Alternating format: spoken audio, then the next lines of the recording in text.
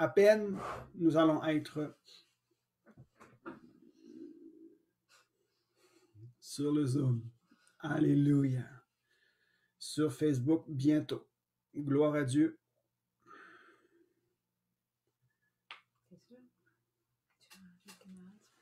Alléluia. Nous voilà maintenant sur le Zoom. Et c'est un privilège que nous avons aujourd'hui d'être réunis tous ensemble.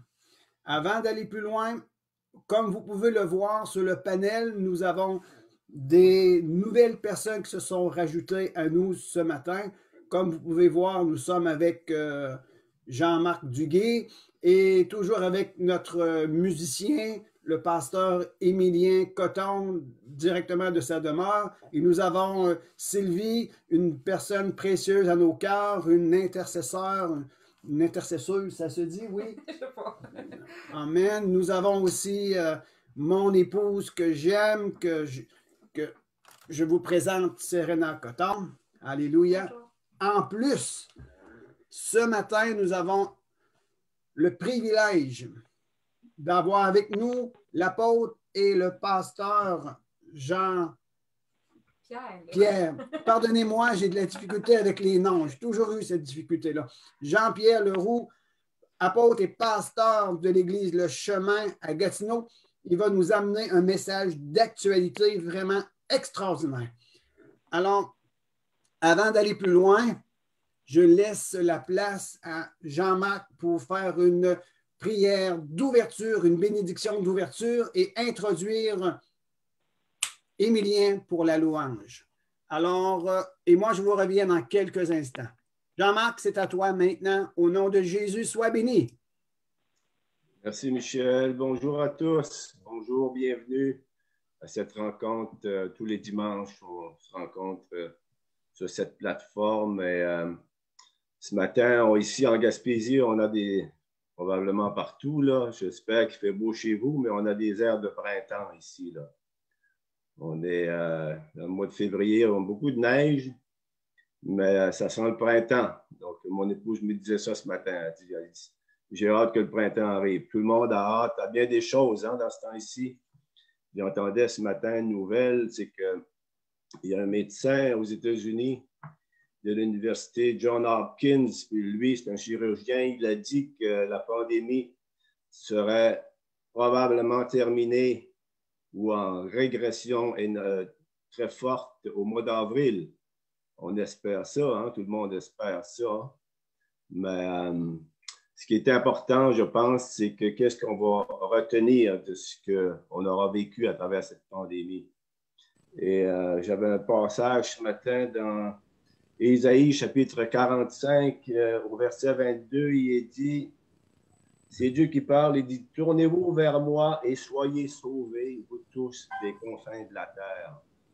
Donc, Dieu adresse une parole aux confins de la terre, aux extrémités de la terre. Tournez-vous vers moi et soyez sauvés, vous tous. Le désir de Dieu, c'est que tous soient réconciliés avec lui. Et nous sommes rentrés dans cette réconciliation à travers son Fils, notre bien-aimé Seigneur Jésus-Christ. Alors, Seigneur, ce matin, on veut vraiment te bénir pour ce temps qu'on a ensemble. Seigneur, dans ta présence, Jésus, on veut te laisser toute la place. On veut aussi que ton Saint-Esprit nous imprègne, nous remplisse de ta présence. Seigneur, on veut te célébrer, on veut te louer, on veut te glorifier, Père. Merci pour le don si grand, si total de ton précieux Fils Jésus pour nous. Seigneur, on veut vraiment remettre tout entre tes mains. Et merci pour ce temps que tu nous permets d'avoir ensemble en communion fraternelle, en communion avec toi, premièrement. Et on veut te rendre grâce pour toutes choses. En ton nom, Jésus. Maintenant, Émilien, je vais te laisser la place. On va laisser nous introduire Émilien pour le conducteur de louange et d'adoration. Alors, prenons ce temps pour vraiment se laisser imprégner et louer et célébrer notre Seigneur Jésus-Christ, notre Père Céleste. À toi, Émilien. Alors, bon matin tout le monde. C'est un privilège d'être là avec vous ce matin. Bonjour, Pasteur Michel. Alors que Dieu puisse nous bénir et nous visiter là où nous sommes ce matin. Père, on te remet toutes choses, Père, et on vient devant toi humblement, Seigneur, te demandant pardon pour qui nous sommes. On veut se présenter à toi avec des mains pures, Jésus. Alors merci de transformer nos cœurs, changer nos cœurs. En ma vie, je te la donne aujourd'hui, tel que je suis, je viens à toi. Transforme-moi et viens briser mes chaînes. Libère-moi des marques du passé. Je veux renaître et ne plus être loin de toi.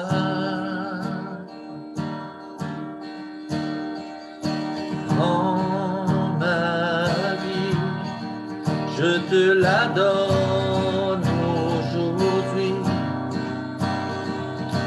tel que je suis, je viens à toi.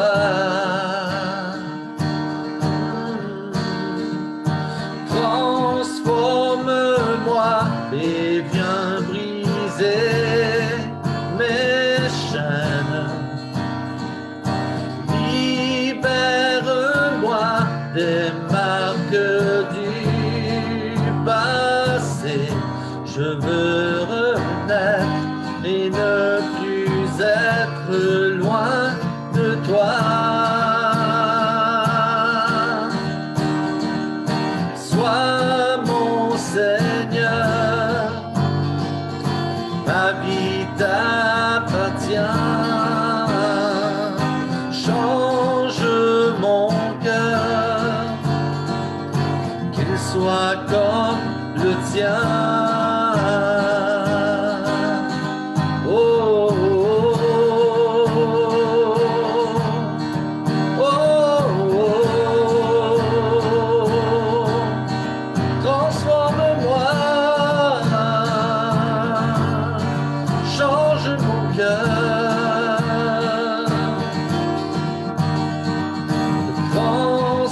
Transforme-moi et viens briser mes chaînes. Libère-moi des marques du passé.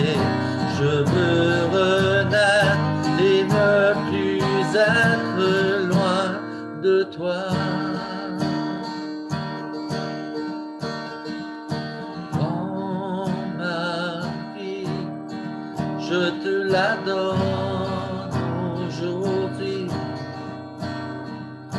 tel que je suis, je viens à toi. Transforme-moi et viens briser mes chaînes. Libère-moi des marques du passé. Je veux renaître et ne plus être loin Il y a un décalage, la de musique. toi. Donc, il y a les accords, il y a les bonnes accords, tout. Là. Tu sais ce que c'est que dans là? Loin de toi.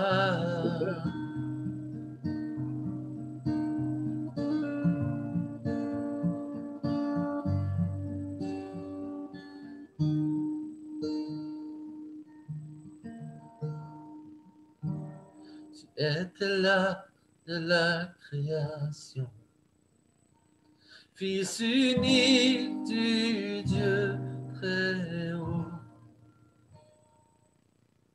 Le mystère de ta gloire révélé en toi, Christ, notre Seigneur.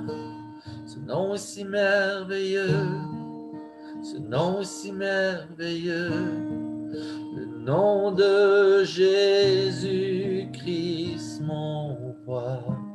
Ce nom est si merveilleux, sa beauté est sans pareil. Ce nom est si merveilleux, le nom de Jésus.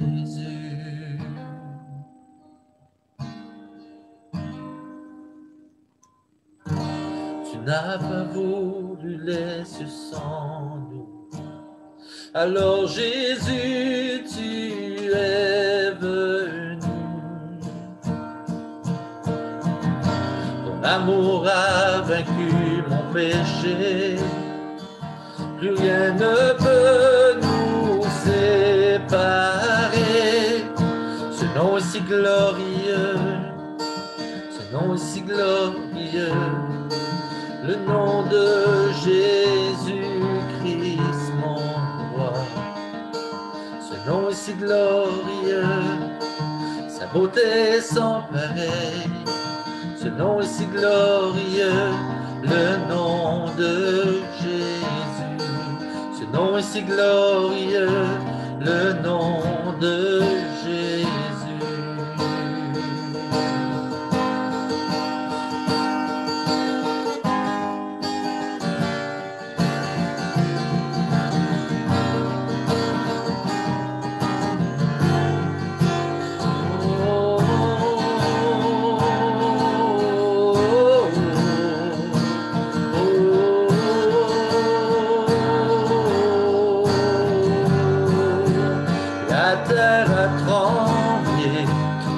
S'est déchiré, désarmant la mort et le péché.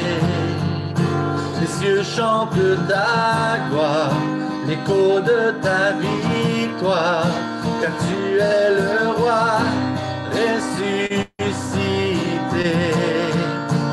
Tu es sans rival, tu es sans égal, Dieu tu triomphes à tout jamais. À toi soit le règne, à toi soit la gloire, car ton nom surpasse tout autre nom. Ce nom est victorieux, ce nom est victorieux, le nom de Jésus-Christ, mon roi. Ce nom est victorieux, sa puissance est sans pareil. Ce nom est victorieux, le nom de Jésus. Ce nom est victorieux, le nom de Jésus. Ce nom est victorieux, le nom de Jésus.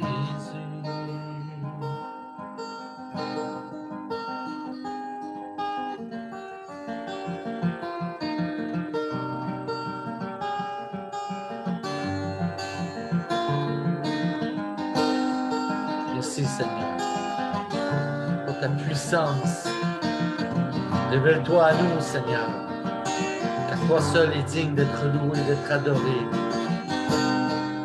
À toi soit le règne Seigneur, la puissance et la gloire.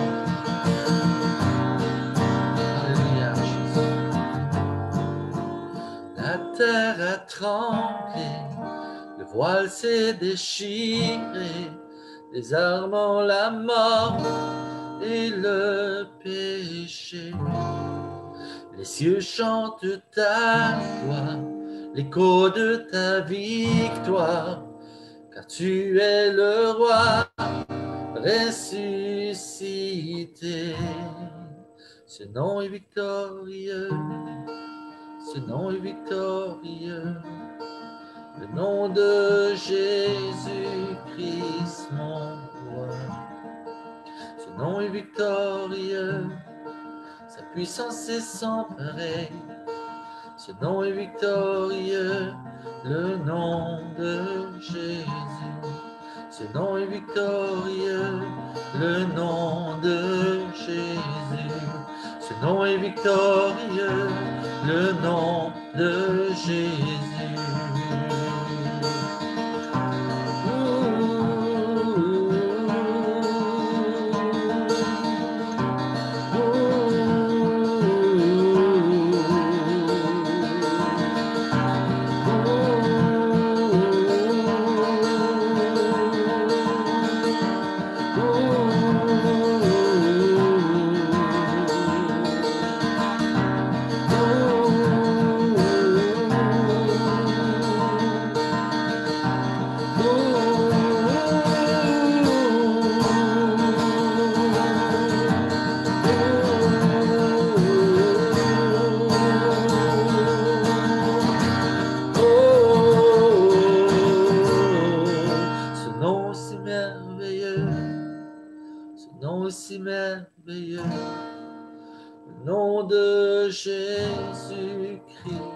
mon roi.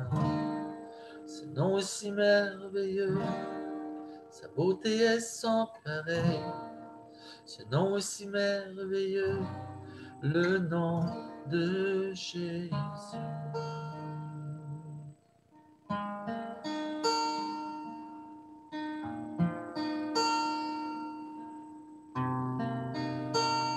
Alléluia, Jésus.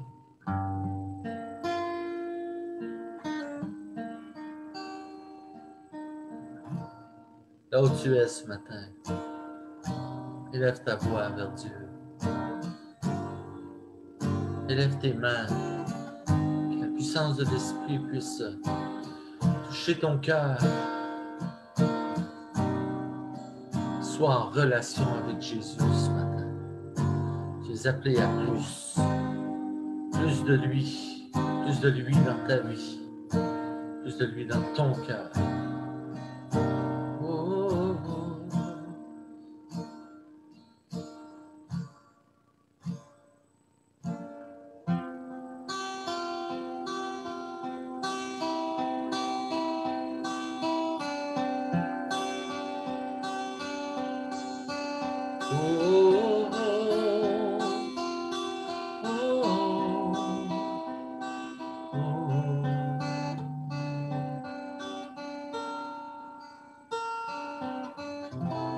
Je te prie et tu entends ma voix.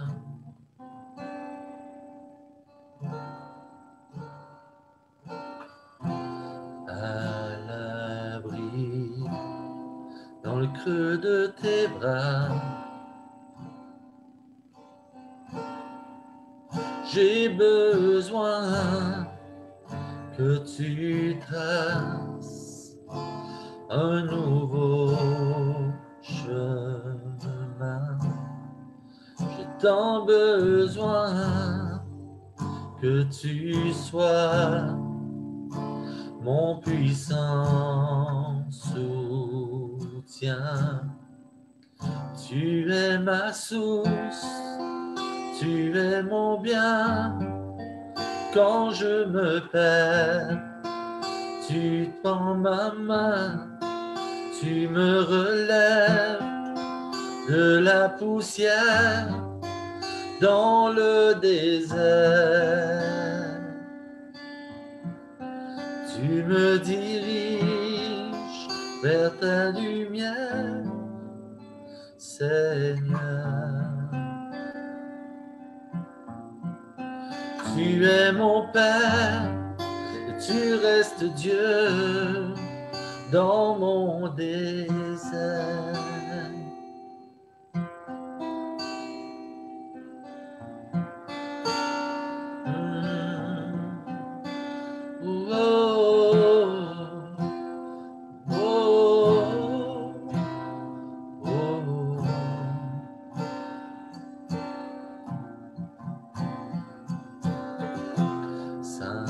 Saint-Esprit, je me tiens devant toi.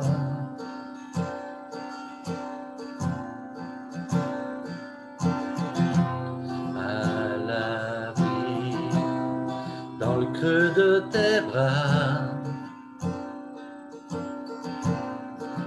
j'ai besoin de ton feu qui me purifie. J'ai tant besoin de ta vie, alors je m'écris. Tu es ma source, tu es mon bien. Quand je me perds, tu prends ma main, tu me relèves de la poussière dans le désert. Oh, oh, oh, tu me diriges vers ta lumière, Seigneur. Tu es mon Père et tu restes Dieu dans mon désert. Oh, oh,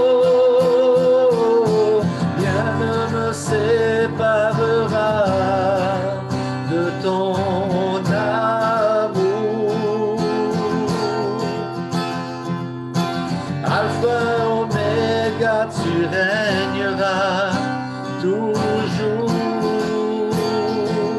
Oh, rien ne me séparera de ton amour.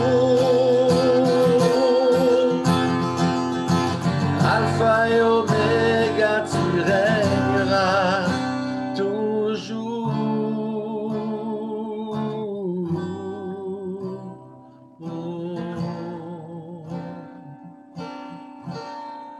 Car tu es ma source, tu es mon bien.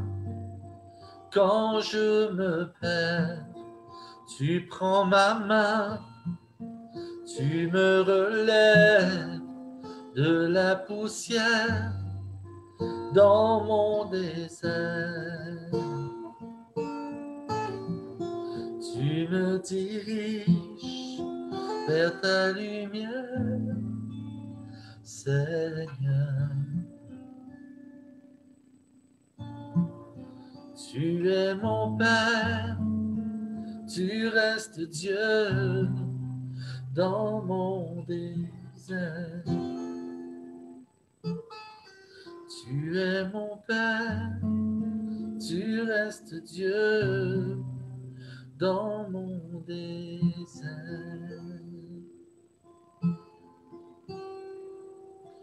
Rien ne me séparera de ton amour. Alpha et Oméga, tu régneras toujours.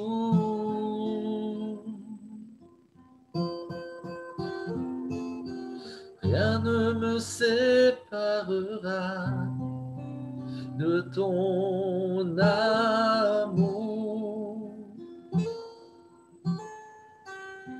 Alpha et Oméga, tu régneras toujours. Tu régneras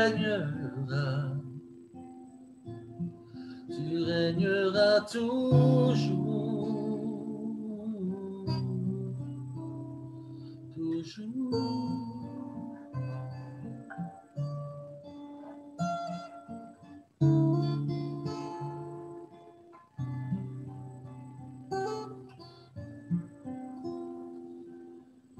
Merci de prendre, Seigneur, toutes choses entre tes mains ce matin. Parce qu'à toi seul reviennent tout honneur, toute gloire, toute adoration, Seigneur.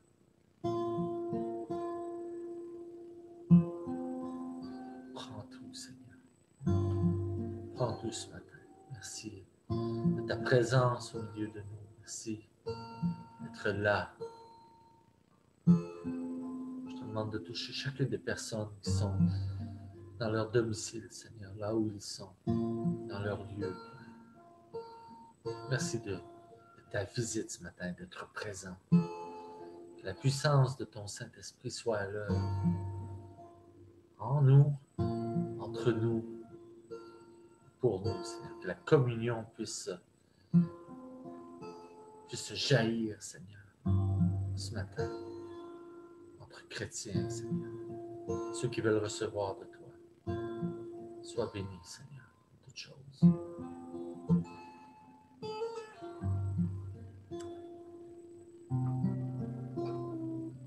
Alléluia. Merci beaucoup, Émilien. Toujours apprécié, toujours agréable d'avoir ces temps de louange, ces temps d'adoration. Juste avant de passer à notre invité, le dernier chant me fait penser à deux versets très, très brefs. Romains 10, verset 11, ça dit, la finition du verset, ça dit « Quiconque croit en lui ne sera point confus ». Et le mot utilisé ici, la dernière portion du mot grec dit « il ne s'enlaidira pas, il ne deviendra pas laid, il ne perdra point sa lumière, il ne perdra point sa splendeur ». Le mot « enlaidir », il ne perdra pas ce qu'il a. Il conservera. Alors, dans la situation dans laquelle on se trouve, nous devons croire en Dieu. Quiconque croit en lui ne sera pas confus, ne sera pas déshonoré. Et aujourd'hui, le but de Dieu dans ta vie, c'est que tu puisses avoir toute son attention et que tu puisses partir d'un point de stabilité vers une progression dans ta vie, que tu ne sois point confus ni déshonoré, mais que tu puisses revêtir de cette grâce merveilleuse. Et le dernier verset qui dit « Quiconque invoquera le nom du Seigneur sera sauvé ». Le mot « invoquer », c'est mettre un nom sûr, dans le sens que dans ta situation dans laquelle tu te retrouves, mets le nom de Jésus sur et dans ta situation. Et le Seigneur Jésus viendra et il interviendra en ta faveur. Alors ce matin, nous nous tenons dans la présence de Dieu, dans la foi, dans la pleine reconnaissance de l'œuvre de Jésus-Christ et dans la puissance du nom de Jésus. Tout ce que vous êtes en train de vivre actuellement, indépendamment de quel est le combat, la difficulté, et même si vous êtes dans la paix et dans la joie, que vous êtes dans des moments vraiment extraordinaires dans la présence de Dieu, mettez-y le nom de Jésus au-dessus de tout ce que vous êtes en train de vivre. Et Dieu agira encore et encore pour vous. Amen. Alors, soyez bénis. Je vais vous présenter maintenant l'apôtre et pasteur de l'Église Le Chemin Gatineau, Jean-Pierre Leroux, s'il est là. Bonjour Jean-Pierre, j'espère que vous allez bien. Oh Hélène, allô? Allô? Alors, sans plus tarder, vraiment sans plus tarder, beaucoup de personnes probablement ne connaissent pas encore Jean-Pierre, mais ça m'étonnerait. Et prenez le temps d'écouter ce qu'il va nous partager. Comme je disais tantôt, si vous avez des questions, gênez-vous pas, écrivez-le dans les commentaires ou sur le chat et il nous fera plaisir de faire une interaction avec lui après son enseignement, un enseignement d'actualité. Alors Jean-Pierre, je vous laisse ce moment à vous maintenant. Bien, merci beaucoup, Pasteur Michel. Ça me fait plaisir d'être avec vous. Et puis, juste avant d'entrer dans mon message, bien, je vais laisser la parole à Hélène qui va vous dire un petit mot de salutation.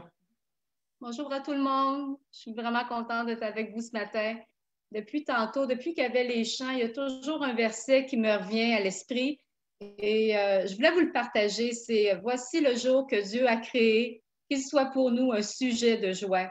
Je veux vraiment qu'on puisse vraiment prendre cette journée aujourd'hui pour vraiment se réjouir dans le Seigneur, pour tout ce qu'il a fait pour nous, pour nous avoir pardonné, pour nous avoir guéris, pour nous avoir délivrés. Dieu est un Dieu qui est grand. Il opère des miracles au milieu de nous-mêmes aujourd'hui. Fait que réjouissons-nous en cette journée que Dieu a créée. Amen. Amen. Amen. Merci beaucoup, Hélène. Alléluia. Gloire à Dieu, c'est bon d'être avec vous. Et puis, tout à l'heure, j'écoutais la louange d'Émilien et je pensais à la tribu de Juda qui précédait toujours le peuple d'Israël avant d'entrer dans la présence de Dieu. Et je te remercie beaucoup, Émilien, pour cette merveilleuse louange. Ça a été un temps bénissant et je rends grâce à Dieu pour ce que tu as amené tantôt comme louange et adoration. Ce matin, je veux essayer d'être assez bref et puis pour peut-être prendre un temps après pour prier avec vous et répondre à des questions s'il y a des questions. Et Pasteur Michel me demandait de partager un petit peu ce matin sur un sujet que j'ai bien à cœur depuis déjà longtemps et c'est sur l'aspect de l'Église après la pandémie. Je veux commencer par la lecture d'un texte vraiment intéressant qu'on retrouve dans Luc chapitre 22, versets 35 à 36. Luc 22, 35, 36. Et on lit ici, il leur dit encore, quand je vous ai quand je vous ai apostello, hein, quand je vous ai envoyé sans bourse, sans sac et sans souliers, avez-vous manqué de quelque chose? Ils répondirent de rien. Et il leur dit, maintenant, au contraire, que celui qui a une bourse la prenne, et que celui qui a un sac le prenne également, que celui qui n'a point d'épée vende son vêtement et achète une épée. Jésus leur dit, quand je vous ai envoyé, avez-vous manqué de quelque chose? Et dans le texte grec, ici, lorsqu'il dit avez-vous manqué de quelque chose, le verbe manquer a la signification de... c'est un mot qu'on utilisait, par exemple, dans des compétitions sportives, de course, exemple. Et ça signifie, est-ce que vous avez été largué? Est-ce qu'on vous a laissé derrière le peloton, puis nous, on a continué, puis qu'on vous a abandonné? Avez-vous été largué? Hein? Lorsqu'on est largué, ça fait assez rejet. Moi, je me souviens, quand j'étais un petit garçon, j'avais participé à une compétition de course. Et puis, je devais faire la course, le sprint, c'était le 100 mètres. Et puis, j'étais bon dans ça, je courais vite. Mais, bon, il est arrivé des situations où que la personne qui devait faire, je crois que c'était le 1 km, était absente et on m'a demandé de faire la course de 1 km. Moi, j'étais habitué aux 100 mètres. Alors, quand on est parti, moi, je suis parti comme une flèche et je devançais tout le monde. Je dis, wow, je vais vraiment être le premier et établir un record. Mais moi, dans ma tête, je ne pensais pas que j'avais 1 kilomètre à courir.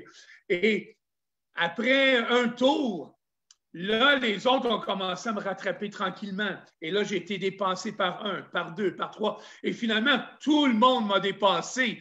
Et à un moment donné, pendant la course, il y a des gens, les premiers, ils m'ont rattrapé à nouveau. J'avais plus d'un tour de retard sur le peloton. J'avais été largué par le peloton. Et dans ce temps-là, tu te sens vraiment, mais vraiment rejet. C'est comme ça que je me sentais. Et voyez-vous, dans le passage ici, ce qui est intéressant, c'est que Jésus fait comment je pourrais dire ça? Jésus fait une coupure dans tout ce qui a été vécu jusqu'à présent. Ça fait 3 ans que Jésus est avec les apôtres, avec les disciples et qui font le ministère. Jésus les a envoyés à plusieurs reprises pour accomplir l'œuvre de Dieu, pour faire le ministère. Et ils sont partis.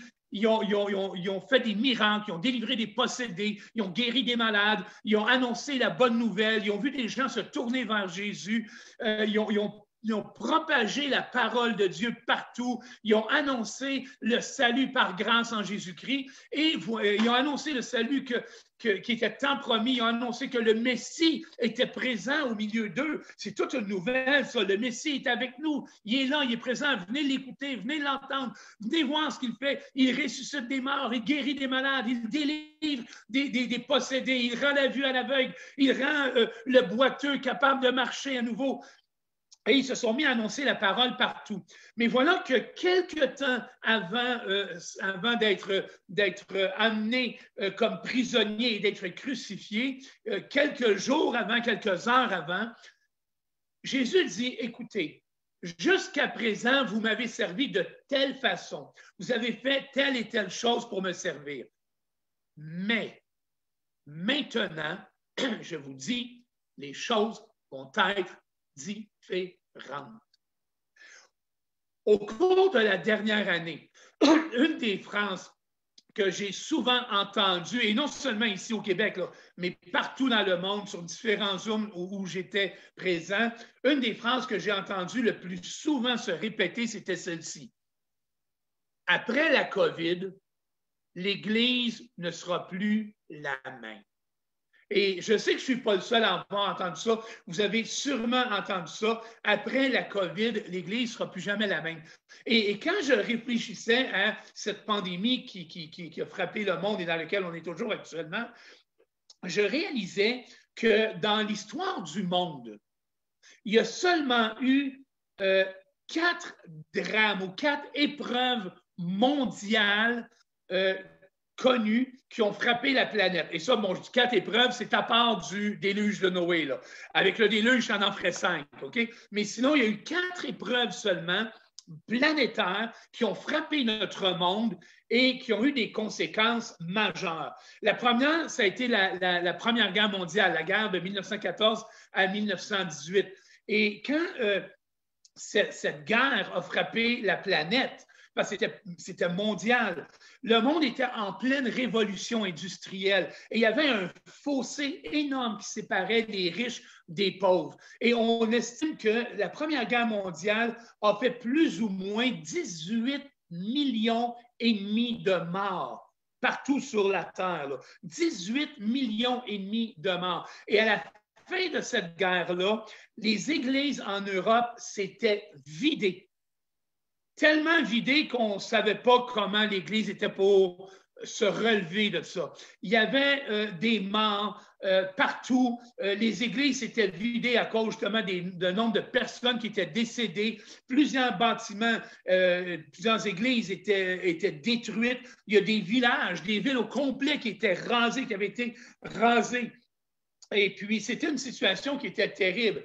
Et c'est intéressant de constater que les églises qui ont percé à la suite de cette tragédie, de cette épreuve mondiale, ça a été les églises qui se sont investies de leur temps, de leur personne, de leur talent, de leur argent. C'est les églises qui se sont investies dans le problème qui était devant eux. Et ce problème-là, c'était une pauvreté extrême.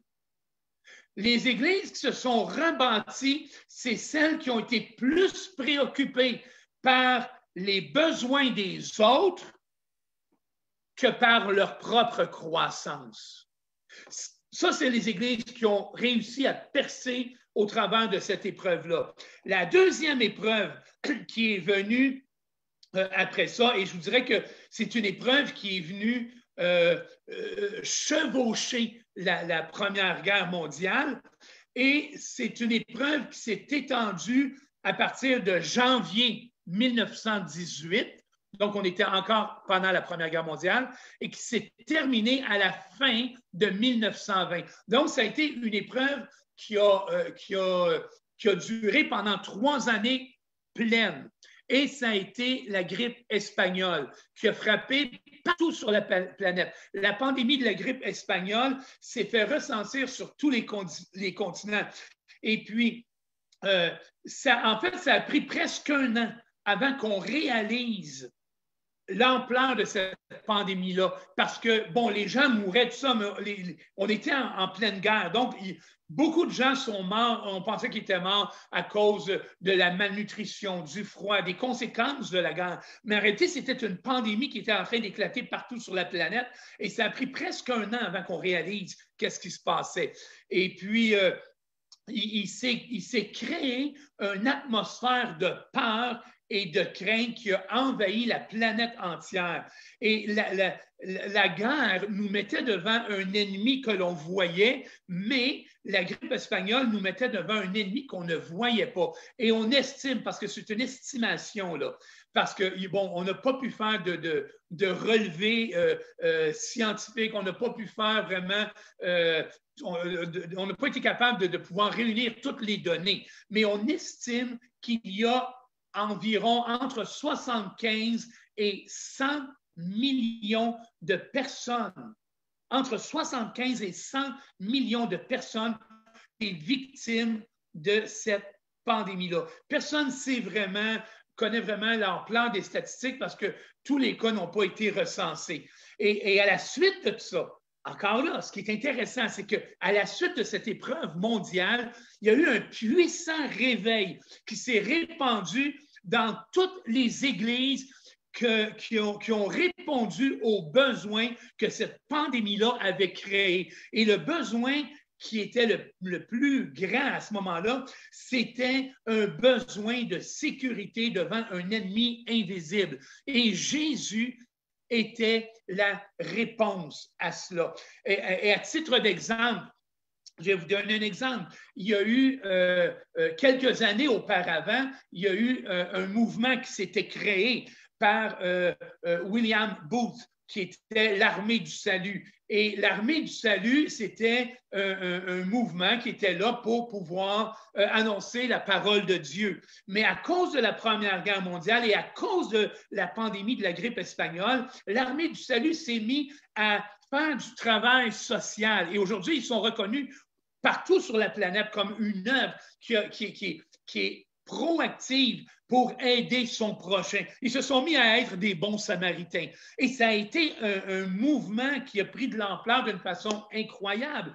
Et les églises qui ont grandi à ce moment-là, après cette épreuve-là, ce sont les églises qui se sont investies auprès des victimes de cette pandémie-là. Troisième épreuve, Deuxième Guerre mondiale, 39-45, entre 60 et 85 millions de morts. Et à la fin de cette guerre-là, il s'est passé un phénomène social mondial. Et ce phénomène-là s'est appelé la création, ou si vous aimez mieux, la naissance des banlieues. Au Québec, il y avait plein de petits villages comme, si on parle des Basses-Laurentides, Sainte-Thérèse, Sainte-Agathe, Mirabel, dans l'Outaouais, Buckingham, dans la région où vous êtes, en Gaspésie, plein de petits villages qui étaient là et qui étaient, qui avait presque personne là-dedans. Mais ce qui s'est passé après la Deuxième Guerre mondiale, c'est que les soldats revenaient de la guerre et plusieurs étaient traumatisés. Plusieurs avaient vu ces grandes villes-là complètement ravagées, complètement détruites. Les problèmes qu'il y avait dans ces endroits-là, ces soldats sont revenus ici et ils ont décidé de déménager et d'aller dans les banlieues. Et en même temps, à cette époque-là, c'était une époque où le gouvernement provincial du Québec s'est mis à développer les banlieues, s'est mis à développer l'exploitation des terres agricoles, et ainsi de suite. Et ce qui est intéressant encore là, c'est que pendant la Deuxième Guerre mondiale, plusieurs églises souffraient parce que les hommes étaient partis à la guerre. Il n'y avait pas de revenus, les familles étaient en détresse, il y a des gens qui avaient faim. C'était une situation très, très, très difficile. Mais ce qui s'est produit à ce moment-là, c'est qu'après la Deuxième Guerre mondiale, les églises qui se sont mises à se développer, ce sont les églises qui se sont mises à s'investir dans les banlieues, à s'investir dans des petits villages. Moi et mon épouse Hélène, on a eu le privilège d'être... et Hélène a grandi dans une église à Montréal qui s'appelait à l'époque le Centre évangélique de Montréal. Et c'est une église qui s'est investie à fond pour aider des banlieues, pour aller aider dans tous les petits villages à débuter et à établir des églises. Et ce sont les églises qui ont grandi. C'est les églises qui se sont investies dans les besoins de l'époque, dans les problèmes qu'il y avait à cette époque-là. Et on est aujourd'hui rendu à cette quatrième épreuve qui a frappé la planète de front, qui est la pandémie de la COVID-19.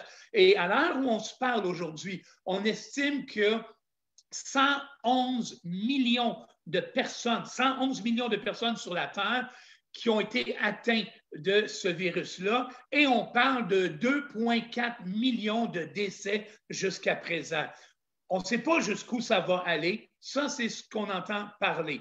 Et puis, qui sait combien de morts on aurait si les gouvernements au niveau planétaire n'auraient pas réagi de façon aussi prompte qu'ils l'ont réagi. On peut dire, par contre, il y a eu du retard à plusieurs endroits, mais il y a eu quand même plusieurs mesures qui ont été appliquées. Et nous, personnellement, Hélène et moi, on connaît des gens, on a des amis qui sont décédés de ce virus-là. On connaît des ouvriers même qui ont été frappés par ce virus-là.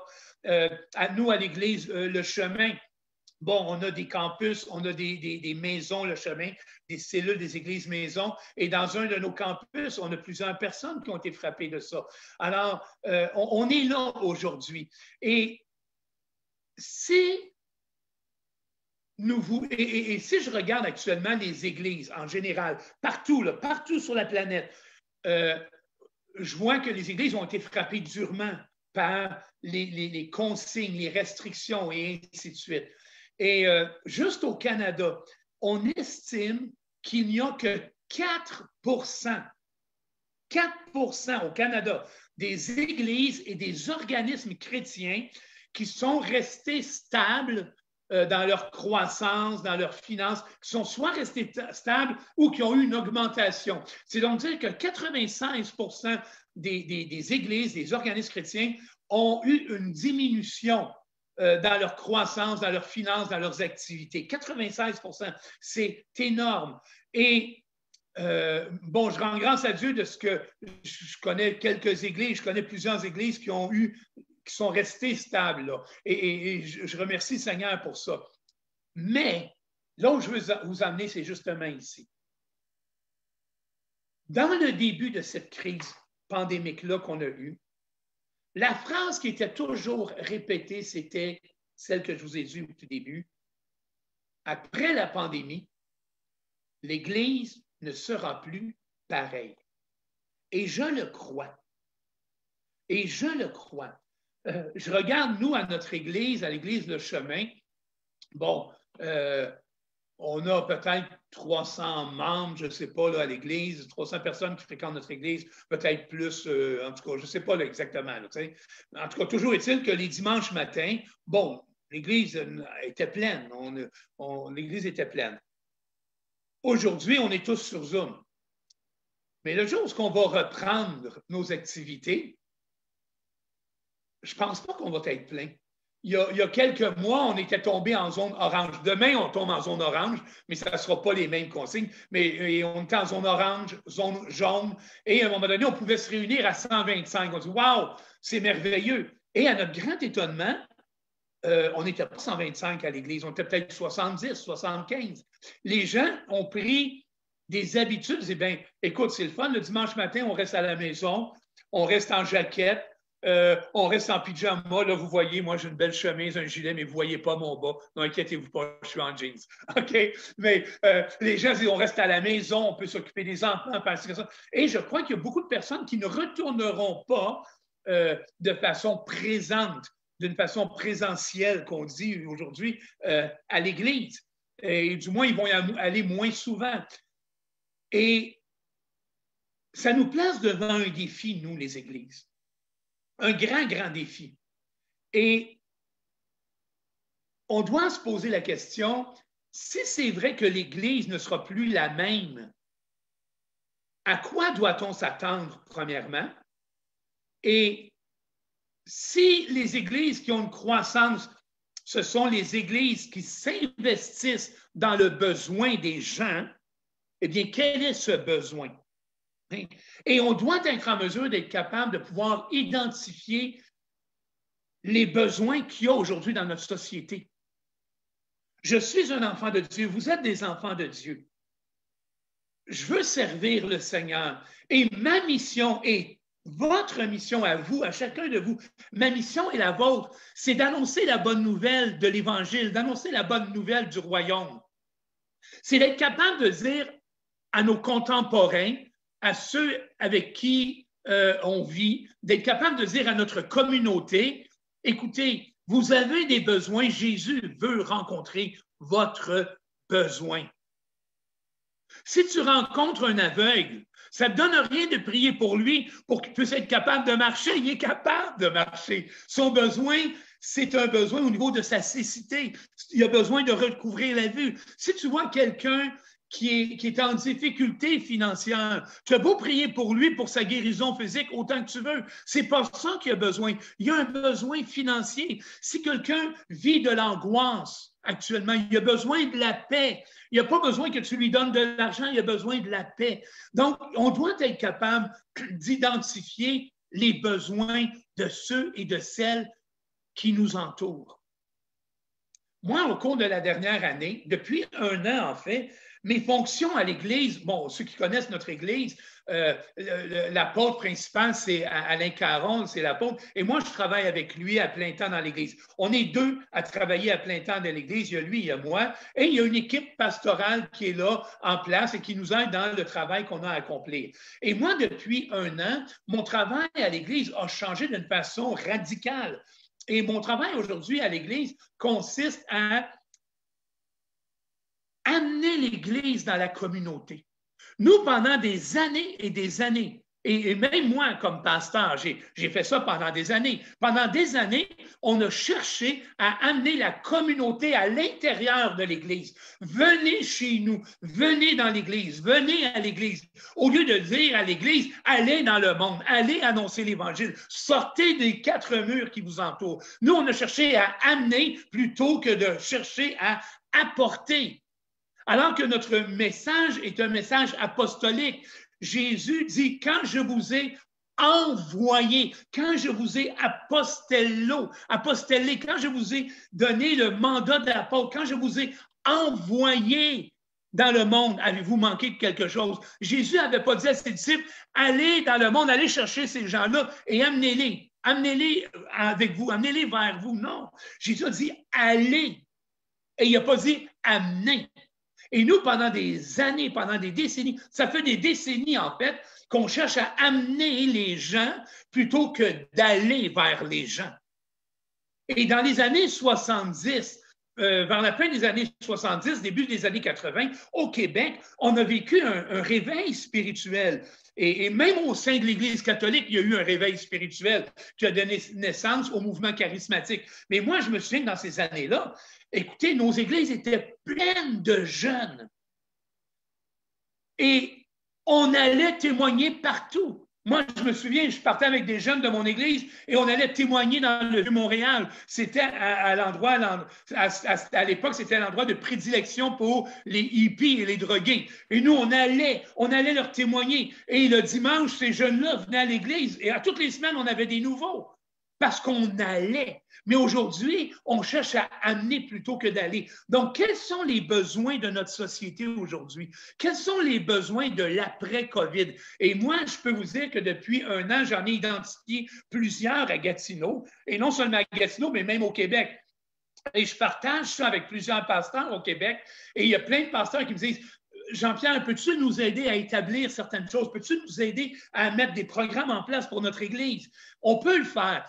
Mais on peut avoir les meilleurs programmes au monde, mais même si on a des programmes, si les gens ne veulent pas aller, les programmes ne servent à rien.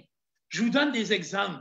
Le ministère de l'Éducation a dit qu'au Québec, il va y avoir des gros problèmes avec le retard des enfants au niveau scolaire. Ça, c'est un des problèmes que va avoir créé la pandémie actuelle à cause de la fermeture des écoles et tout ça. Là. Et on connaît toutes ces choses-là. Et on dit que plusieurs enfants sont en mode échec actuellement et plusieurs sont en mode de possibilité d'échec. Plusieurs. Qu'est-ce qu'on fait avec ça? Il y a des parents qui sont en détresse. Il y a des parents qui disent, qu'est-ce qu'on va faire avec nos enfants? Alors, un exemple que je vous donne. Nous, on a décidé, moi, quand j'ai vu ça, j'ai dit, il faut faire quelque chose avec ces besoins-là. Donc, j'ai fait des démarches pour que cet été, à l'Église, on puisse avoir des classes de rattrapage scolaire au niveau du primaire. Donc, 2 jours par semaine, on va avoir du rattrapage. On n'est pas une institution scolaire, donc on a le droit d'avoir seulement 6 élèves par classe, ce qui est déjà très bon parce qu'en rattrapage scolaire, on parle de 8 à 10 élèves. Maintenant, on peut avoir 6 élèves, 6 en première, 6 en deuxième, et ainsi de suite. Donc, 36 élèves en tout. Et puis, on va respecter toutes les mesures qui vont être en place. Mais ce qui est merveilleux, c'est qu'il y a plein d'associations à Gatineau qui ont décidé de nous aider dans notre programme. Il y a des écoles qui sont prêtes à nous donner la fourniture scolaire qu'on va avoir besoin, les bureaux, les chaises, les ci, les ça. Il y a même l'Université d'Ottawa que j'ai contacté, qui ont vu le projet et ils ont dit, on va vous fournir des étudiants qui étudient pour devenir enseignants, on va vous les fournir pour être des professeurs bénévoles et tous les professeurs qui vont avoir répondu à l'appel, qui vont faire du bénévolat pour vous, pour aider ces enfants-là, eh bien, on va leur donner des crédits universitaires. C'est pas merveilleux, ça? Moi, je dis gloire à Dieu pour ça. Mais moi, j'ai mis une sélection dans les enfants. Bon, il va y avoir une sélection académique, c'est sûr, mais j'ai mis une sélection également. Je ne prends pas plus que 50% des enfants qui fréquentent l'Église. C'est-à-dire que je ne veux pas que notre clientèle, je peux m'exprimer ainsi, je ne veux pas que ce soit juste des enfants des chrétiens. Je veux qu'il y ait seulement 50% des enfants qui fréquentent l'Église et l'autre 50%, c'est des enfants de la communauté, des enfants qui n'ont aucun contact avec l'Église, des parents qui n'ont aucun contact avec l'Église, des parents et chaque professeur va devoir faire un suivi avec ces parents-là. Et on va parler avec ces parents-là, on va les rencontrer, on va s'investir dans la communauté. Un autre besoin qu'il y a, les gens ont besoin de contact humain. Vous savez qu'avec cette pandémie-là, ça a amené beaucoup de divisions dans la société. Ceux qui croient pas, ainsi de suite. Je ne veux pas entrer dans ça. Mais même ça, c'est entré dans l'Église. Et ça a amené beaucoup de divisions entre chrétiens, malheureusement. Et je ne suis pas là pour ouvrir un débat là-dessus. Ce n'est pas mon intention et je ne le ferai pas.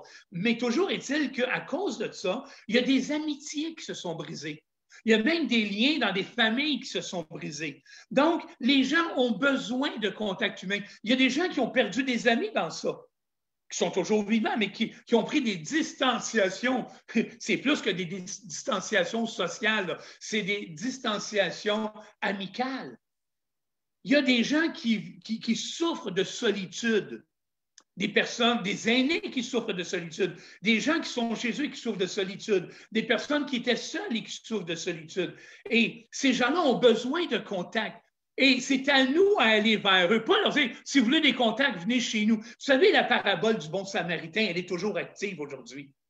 Et le bon samaritain n'avait pas un agenda caché. Il n'y avait pas un agenda caché de dire, écoute, je vais t'aider à condition que tu viennes à mon église. Je vais t'aider, mais viens à ma synagogue. Notre synagogue est située sur tel endroit. Ce n'était pas le cas. Alors, on ne doit pas avoir un agenda caché pour aider les gens. Il y a une insécurité financière et alimentaire. Nous, quand c'est arrivé la pandémie, on a contacté Moisson Outaouais et on est devenu une banque alimentaire pour les personnes dans le besoin. Et c'est incroyable tout ce qui s'est fait. Donc, voyez-vous, on s'est impliqué dans notre communauté. Il y a des conseillers municipaux qui sont venus à l'Église, qui sont venus voir le travail qu'on faisait. Et non seulement ça, mais ils sont venus nous aider. Il y a même des musulmans qui sont venus nous aider à faire de la distribution de nourriture.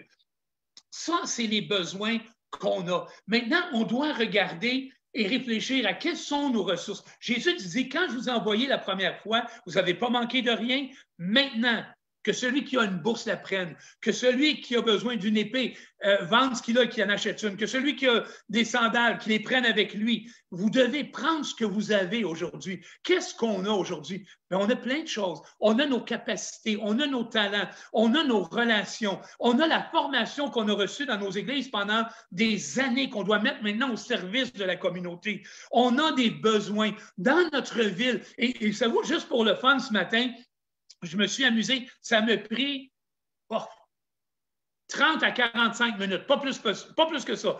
J'ai regardé un petit peu votre région, Chandler.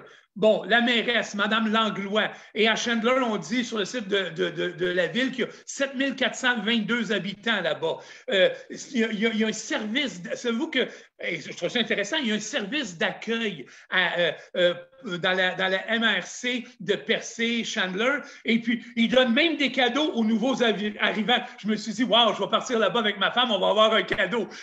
Ils donnent des cadeaux aux nouveaux arrivants. On n'a même pas ça chez nous ici à Gatineau. Et puis, savez-vous qu'ils recherchent 6 bénévoles pour pouvoir aider des gens à aller faire des visites, faire des téléphones à des personnes seules. Ils recherchent 6 bénévoles. Vous êtes ces personnes-là qui peuvent entrer dans des foyers. C'est comme si la ville dit, hey, on a besoin de quelqu'un pour pouvoir parler à des personnes seules. Ça, c'est notre responsabilité, c'est votre responsabilité de pouvoir s'investir comme ça dans la ville.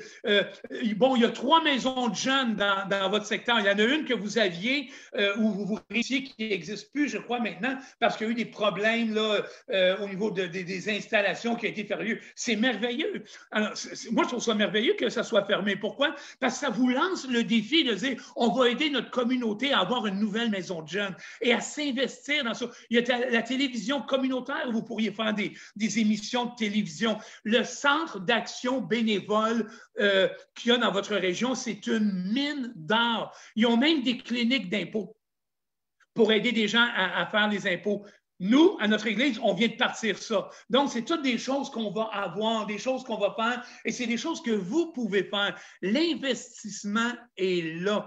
est présente pour vous. Vous avez la possibilité d'investir. Investissez vos rêves dans la communauté. Investissez vos visions dans la communauté. Investissez vos capacités dans la communauté. Investissez votre investissement, votre formation spirituelle dans la communauté. Si vous regardez sur le site justement du Centre d'action bénévole, ils ont un document de 80 pages qui explique tout ce qui peut être fait, toutes les associations qui ont dans votre secteur. Je vous garantis, si l'Église prend le contrôle de ça, vous allez être connus partout pour votre amour, pour votre aide, pour votre secours, pour ce que vous faites. Et non seulement par la communauté, mais même les autorités gouvernementales vont vous reconnaître. Ils vont nous reconnaître, dire « Wow, c'est merveilleux ce que ces gens-là font ». Vous savez, comme je disais, nous, on s'est investi dans la communauté depuis 1 an et là, on a la faveur des conseillers municipaux.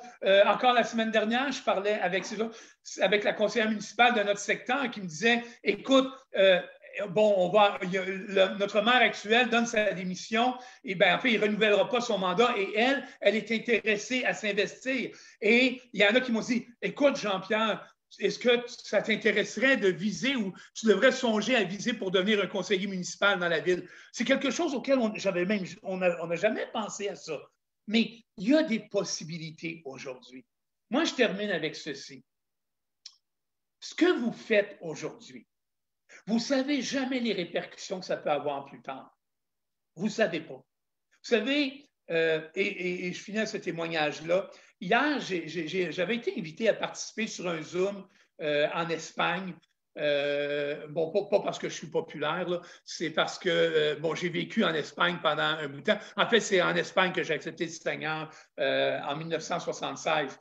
Et j'ai été invité à participer à un Zoom en Espagne hier. Et il y avait des ouvriers de plusieurs endroits dans le monde qui étaient là. Et je partageais avec eux. Et à un moment donné, il y a un homme qui était là. Et cet homme-là dit à un moment donné, et c'est un homme, il est plus vieux que moi, là, et il me dit à un moment donné, est-ce que tu te souviens de moi? Moi, je dis non, je ne me souviens pas de toi. Je regarde le nom ne me dit absolument rien. Et puis, il me dit, parce que j'avais mentionné à quel moment j'étais parti de l'Espagne, il me dit quelques jours avant que tu partes d'Espagne. Et moi, j'étais un nouveau sauvé à l'époque.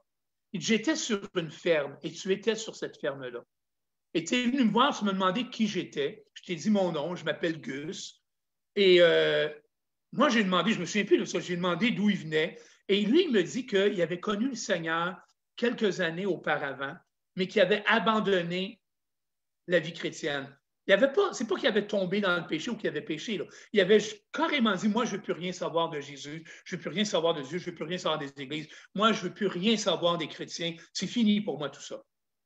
Et il dit, moi, je t'ai mentionné ça. Et toi, tu m'as répondu, je ne comprends pas. Il y a quelque chose que je n'arrive pas à comprendre. Comment tu peux connaître Jésus vraiment et un jour décider que tu ne veux plus rien savoir de Jésus? Moi, je ne comprends pas ça. Et il dit, quand tu me dis cette phrase-là, ça m'a bouleversé. Et j'ai redonné ma vie à Jésus. Et aujourd'hui, je sers le Seigneur. Aujourd'hui, ce pasteur-là, il est en Australie. Il sert Dieu en Australie.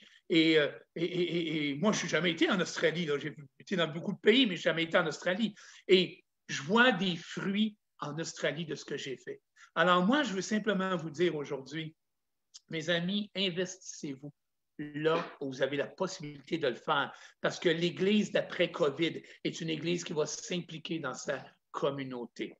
Alors, dites « Amen » ou dites « Aïe aïe », mais vous pouvez dire quelque chose. Fait que je termine avec un mot de prière et je laisse la place à Pasteur Michel. Seigneur Jésus, je veux te remercier parce que tu nous as placés chacun de nous à cette époque que l'on vit actuellement.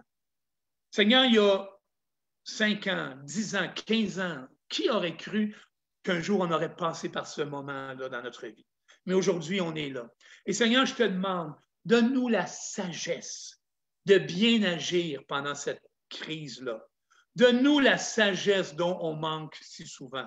Seigneur, donne-nous l'opportunité de s'investir. Ouvre des portes devant nous et donne-nous le discernement pour voir ces portes. Seigneur Dieu, envoie-nous dans la moisson, envoie-nous dans le champ qui est blanc, Seigneur. Non pas pour amener des gens dans notre Église, mais pour aider les gens en bons samaritains et que par notre amour, les gens puissent être touchés par toi et qu'après, on puisse conduire ces gens à toi. Seigneur, aide-nous à s'investir auprès de ceux et celles qui souffrent, auprès de ceux et celles qui sont seuls, auprès de ceux et celles qui sont malades, auprès de ceux et celles qui ont passé par le deuil. Seigneur, aide-nous à aimer ces gens, à s'investir auprès d'eux et que par notre amour, ces gens puissent reconnaître que nous sommes enfants de Dieu. Père, mets ta main sur nous, que ta grâce nous accompagne. Et Seigneur Dieu, donne-nous des idées pour pouvoir travailler dans l'avancement de ton œuvre et fais renaître en nous les visions qui ont peut-être été enterrées. Renouvelle nos dons et nos capacités que tu nous as donnés. Seigneur, je te demande d'agir par la puissance de ton Saint-Esprit dans nos vies. Je te demande ces choses en ton nom et que la gloire te revienne à toi et à toi seul. Amen. Que Dieu vous bénisse, mes amis. Je vous aime beaucoup. Pasteur Michel, je te laisse la place. Merci beaucoup, Pasteur Jean-Pierre. C'est tout un message d'encouragement, d'implication et tout un message de responsabilité que nous devons reconsidérer maintenant. Alors, vous tous qui êtes sur ce panel maintenant, vous pouvez activer votre caméra, activer votre micro. Si vous avez des questions à poser à notre invité, le pasteur Jean-Pierre, ceux et celles qui sont sur sur Facebook, si vous avez des questions à proposer, écrivez-le dans le chat et on fera une interaction auprès du pasteur Jean-Pierre. Mais avant toute chose, j'aimerais dire un gros merci à Jean-Pierre. C'est vraiment quelque chose d'extraordinaire, le message que vous avez livré aujourd'hui pour nous. Je crois que c'est là où on est rendu et c'est là que nous devons continuer à avancer. Et je laisse la place pour quelques instants à ceux qui veulent poser des questions qui sont sur notre panel. Et moi, je vous reviens dans quelques minutes. On a des besoins de prière qu'on nous a demandé. Moi, je veux simplement dire merci, Jean-Pierre, pour ton message. C'est très à propos. Et je suis entièrement d'accord avec ça. C'est que nous, on a été habitués et on l'a dit même récemment qu'on a été formaté vraiment à amener des gens dans l'Église. Mais c'est plutôt le message qui nous renvoie vers aller vers les gens. Et on a besoin vraiment... Moi, j'y ai pensé ici, là, même... là, on n'est pas beaucoup. C'est vrai ce que tu as dit, c'est que l'Église a subi des pertes, là. Jusqu'à un certain point, on ne sait pas jusqu'où, on va pouvoir le mesurer après, mais j'y ai pensé au centre ici à Chandler, au niveau du bénévolat, et je sais que si on s'investit dans la vie des gens, c'est ça qui va produire un impact et qui va avoir des résultats. Moi, je me rappelle d'avoir parlé à M. Bergeron, je ne sais pas si tu as connu M. Bergeron, pasteur, lui, il travaillait dans les prisons. Ouais, ouais. Il a été pasteur à Gaspé, lui. C'est lui qui a bâti même l'église de Gaspé. Puis j'ai demandé, on parle en 1976-77 que je l'ai rencontré à la Mission chrétienne canadienne à Montréal-Nord. Et je lui ai demandé, j'ai dit, M. Bergeron, j'ai dit, qu'est-ce qui fait l'église de Gaspé, là, comment ça se passe, tout ça? Lui, il m'a dit, moi, je me suis investi dans la vie des gens. Il dit, si quelqu'un avait des problèmes mécaniques, n'importe quoi, je me couchais en dessous de l'auto avec lui, puis il dit, je me suis impliqué dans la vie des gens. Puis il dit, c'est ce qui a fait le succès de l'Église. Donc, je pense qu'il faut vraiment revenir à ça, nous. les membres, mais aussi chacun de nous de questionner, Seigneur, qu'est-ce que tu mets devant nous? Qu'est-ce que tu veux qu'on fasse, Seigneur? Et je pense que c'est le secret de pouvoir toucher le cœur des gens. Et merci encore pour ce message. Merci. On doit se questionner. Alors, s'il y en a qui ont des questions, sentez-vous libre. Amen. À l'heure actuelle, je n'ai pas de question qui a été posée.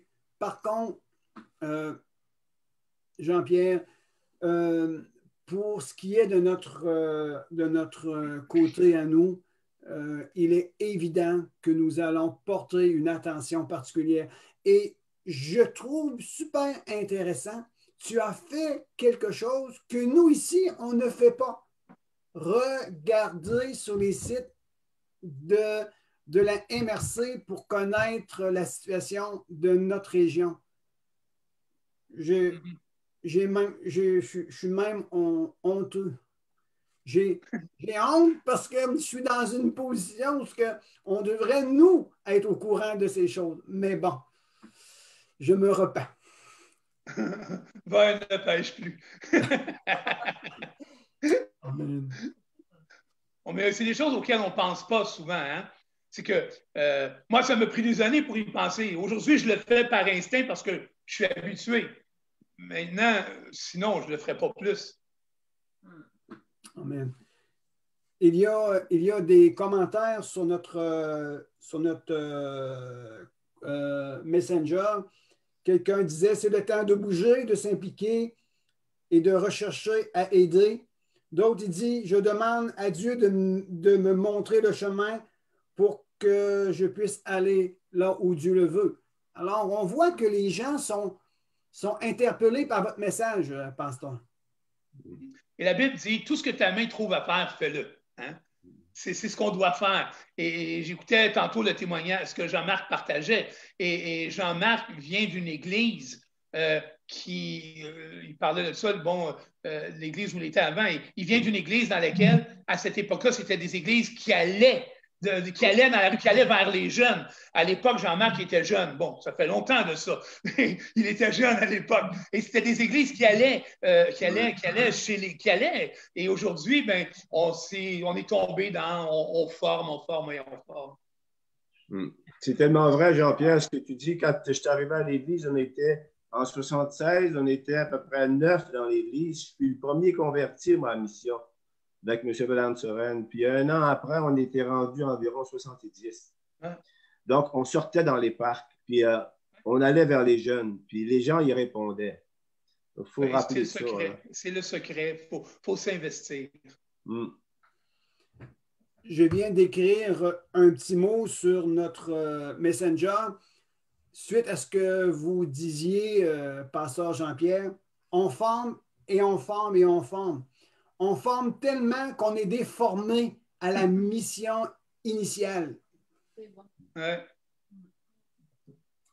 Alléluia. J'essaie de lire ce qui se passe dans les commentaires à gauche et à droite. Si Émilien veut aussi poser une question ou intervenir, tu peux le faire. Je n'ai pas de questions, Pasteur Michel. J'ai beaucoup aimé le message. C'est le genre de message qui m'interpelle. Puis effectivement, c'est important d'être ouvert à la communauté. Moi j'ai été gestionnaire en santé. Puis quand j'ai ouvert le CHSLD où je travaillais, c'est un des premiers éléments que j'ai instauré dans la communauté, c'est que le CHSLD appartenait à la communauté. On a trouvé, il y a plein de bénévoles qui se sont investis parce qu'on est allé présenter et on était présent dans la communauté. Les différents organismes venaient au CHSLD, puis ils devenaient bénévoles. Donc, on avait tout un réseau.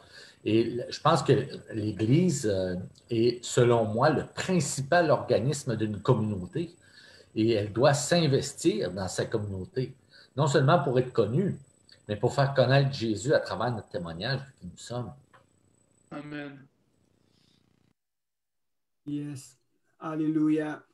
Est-ce qu'on prend encore deux, trois petites minutes pour permettre aux gens de d'écrire qu'est-ce qu'ils voudraient partager auprès de l'Assemblée de ce matin, dire une question. Vous avez encore l'opportunité pour quelques minutes avant qu'on va pour terminer pour les besoins de prière.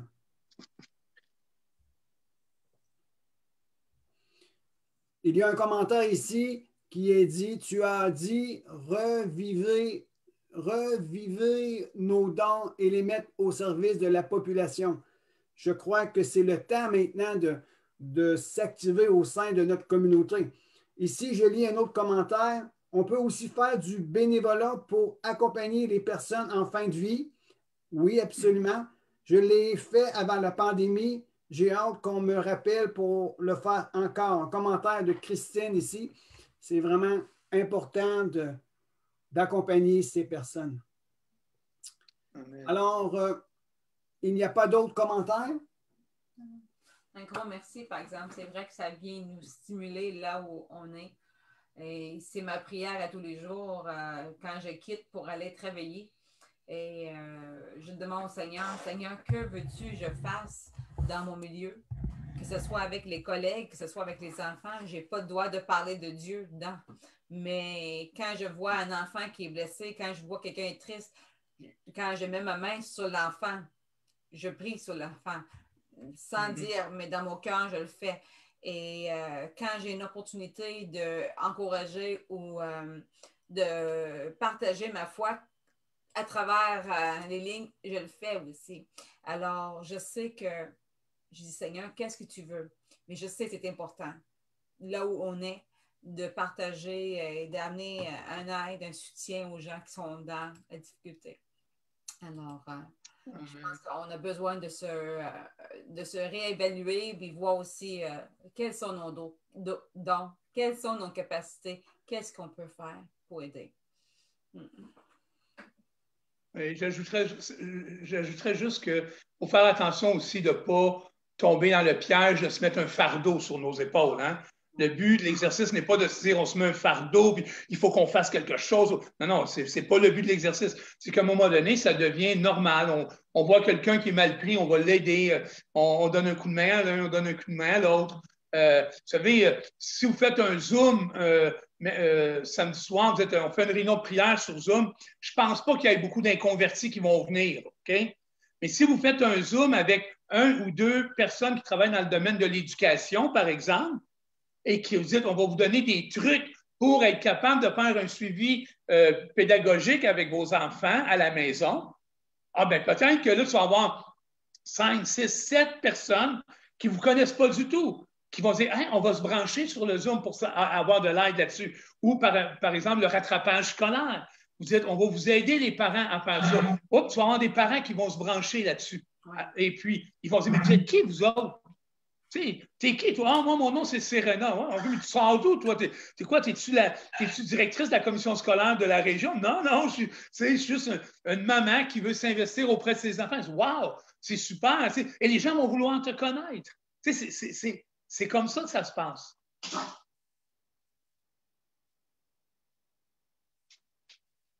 Amen. Juste avant d'aller plus loin, je vais faire juste une petite réflexion ici que j'ai eue récemment, basée sur Matthieu 9, verset 6, lorsque Jésus a dit « Prends ton lit, lève-toi et marche et va dans ta maison. » Et souvent, des fois, on peut dire j'ai de la difficulté à témoigner, mais notre témoignage et notre implication ne passent pas nécessairement par des dialogues évangéliques, mais passent par des actions, par notre position au milieu d'eux, en véhiculant notre intérêt et que nous sommes concernés pour eux. Ça, c'est le témoignage vivant que, comme Jean-Pierre le disait, s'impliquer, s'investir dans notre communauté et laissons les gens être activés et intéressés à recevoir davantage de notre soutien envers eux et c'est notre témoignage que nous portons dans nos cœurs.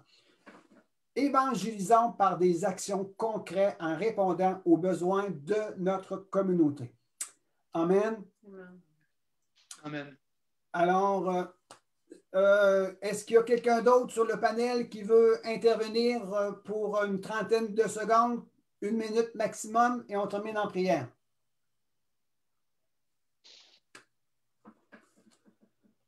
Alors, je vois qu'on dit que l'Église doit faire ce choix. Oui, l'Église doit faire ce choix et l'Église doit rentrer dans sa responsabilité, tant personnelle que collectivement parlant. C'est un engagement que Dieu nous a proposé. Implique-toi, allez vers. J'ai aimé ce que Pasteur Leroux disait. Il dit, on ne veut pas emmener les gens dans notre Église, nous voulons aller vers eux. Et laissons faire ce que Dieu veut faire au travers d'eux, à travers le moyen par lequel nous passons la grâce et l'amour de Dieu à travers nos vies pour eux. Alors, comme je peux voir, il n'y a pas personne d'autre qui veut interagir. On a un besoin de prière. On a 2 besoins de prière que je veux juste soulever rapidement. Madame Nadine Paquette, elle doit subir une opération, mais le médecin ne l'appelle pas. Alors, c'est Madeleine. Madeleine Paquette a besoin de subir une opération de colonne et épaule. Elle attend que le médecin l'appelle pour subir cette intervention-là. Et l'autre? L'autre, c'est Aurore Nadine. L'autre, c'est Aurore Nadine. Et Zach. Et prions pour Zach.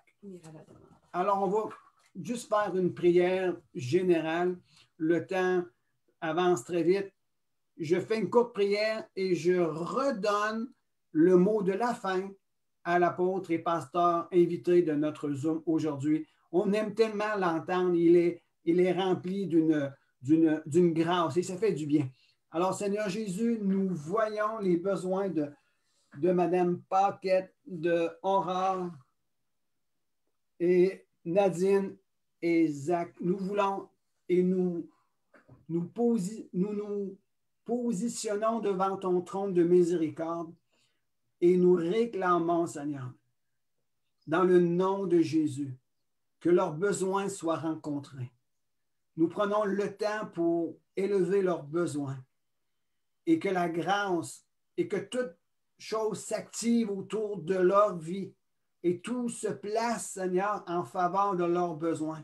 Je prie pour les médecins, je prie pour les hôpitaux, je prie pour les différentes personnes qui sont impliquées et qui peuvent pourvoir à leurs besoins. Je prie pour les médecins, je prie pour l'horaire des hôpitaux qui puissent être allégés, que les choses puissent se positionner en faveur de ceux qui sont en besoin réel, Seigneur Jésus. Que ta grâce, ton amour soit relâché sur la population de Gaspésie, les îles, le nord du Nouveau-Brunswick et même jusqu'au-delà de la province de Québec. Merci pour ton amour, ta grâce. Et merci pour l'apôtre et pasteur Jean-Pierre Leroux et son épouse. Je te demande de les bénir, de les fortifier, de leur donner toutes les provisions du ciel. Et c'est dans ton nom merveilleux, Jésus, que je termine avec un Amen. Et ce Amen a une puissance, une confiance qui se porte vers toi, Jésus. Et nous savons que tu opères toutes choses. Et merci d'envoyer l'Église. Merci de nous donner cette révélation, ce rafraîchissement de révélation pour aller vers quelqu'un. Merci pour toutes choses, de pouvoir à tout. Et je laisse le dernier mot à l'apôtre et Jean-Pierre Leroux. Amen. Bien, merci beaucoup, Pasteur Michel. Ça me fait plaisir d'avoir été avec vous ce matin. Que Dieu vous bénisse abondamment, qu'il vous garde et n'importe quand tu veux, tu viens, tu m'appelles et puis tu es toujours la bienvenue. Et puis, on est content d'être avec vous. On aime votre Église, on aime votre région et on espère avoir l'opportunité d'aller vous voir sous peu. Et on garde un excellent souvenir. Mon fils, Raphaël, qui a été chez vous, garde un excellent souvenir de votre coin. Et puis, il me dit souvent, papa, un jour, il faut qu'on retourne là, les deux couples ensemble. On a tellement aimé ça, alors on espère avoir l'occasion d'y aller. Que Dieu vous bénisse, tout le monde. Et n'importe quand vous voulez communiquer avec moi, faites-le, ça va me faire plaisir, OK? Que Dieu vous garde. On vous aime, on vous embrasse, tout le monde. Bye-bye. Que Dieu vous bénisse. Merci beaucoup, merci beaucoup. Vous aussi, soyez bénis. Alors, Émilien, Jean-Marc, réactivez votre caméra. On fait une dernière salutation. On fait une dernière salutation. Alors, est-ce que tout s'est bien passé sur votre côté? Oui? Oui, tout à fait. C'était excellent. Je pense que le Seigneur va toucher au-delà des cœurs. Je pense qu'il faut qu'il y ait une espèce d'éveil à l'intérieur de l'Église sur l'implication des gens. Il ne faut pas que les gens puissent dire « Ah, je ne suis pas bon là-dedans. Je suis pas... » À un moment donné, il faut passer par-dessus ça. Il faut que l'investissement vienne d'une proaction. On va tous faire pas des erreurs, mais on peut se tromper, on recule, puis on reprend. C'est ça qu'il faut faire.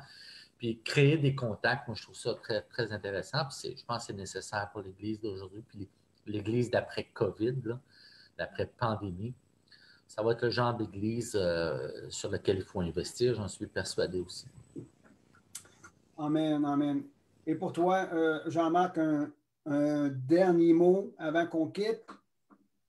Je pense que le message est très d'actualité, ça nous interpelle, puis c'est vraiment, il faut qu'on se questionne sérieusement et qu'on pose des gestes, comme Jean-Pierre nous a invité à le faire, mais avec sagesse, avec discernement, Dieu va nous montrer. Mais il faut vraiment aller vers les gens. Ça, c'est officiel. Autrement que ça, on va stagner puis on va revenir dans les mêmes patterns qu'avant. Je pense que le fait que l'Église a été ébranlée, c'est que Dieu veut remettre les pendules à l'heure. Puis des messages comme ça nous ramène vraiment dans l'essentiel de ce qu'est l'Église. Hein, on est des témoins actifs aussi dans notre communauté. Alors, moi, je suis très, très content d'avoir entendu et d'avoir reçu ce rappel-là. Puis, on va s'organiser pour faire... On n'est plus dans la jeunesse qu'on avait à 21 ans. Je me suis converti à 21 ans. Là. Mais il y a quand même des actions à poser avec ce qu'on est, où on est rendu. Donc, je veux me montrer disponible moi aussi. Alors, merci encore, Pasteur Jean-Pierre, et merci pour tout ce qu'on a pu recevoir. Puis, on va en tenir compte. On va en tenir compte. Puis Dieu va montrer aussi ce qu'on a à faire, ce qu'on peut faire. Alors, soyez bénis. Amen. Amen. Merci encore une fois. On vous dit salutations à vous tous. On se reprend bientôt. Et oui, Père, on va être obéissant. On va s'impliquer, on va chercher des moyens pour glorifier le nom de Jésus. Amen. Et si vous avez des besoins, faites-nous le connaître dans le nom de Jésus. À bientôt. Salutations à vous tous, chers amis Facebook, et on se revoit bientôt. Salutations à vos épouses. Yes. Gros bisous. Bye bye. Bye bye.